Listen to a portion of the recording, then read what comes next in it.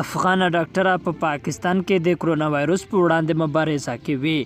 د کرونا وایرس په دې سخت حالت کې چې په ټوله نړۍ کې خپور شوی او د ټولې نړۍ اقتصادي، ټولنیز او نورو چارې په ټپه ولاړې دي او خلک په کورونو کې باندې و. افغانه کډواله ډاکټره په پاکستان کې د کرونا وایرس ناروغانو لپاره شپه او ورځ مبارزه کوي. ډاکټر سلیمه رحمان افغان کډواله ډاکټره ده چې یو له هغو ډاکټرانو څخه ده چې د پاکستان په روغتون کې د کرونا وایرس د ناروغانو په درملنه بوخته ده.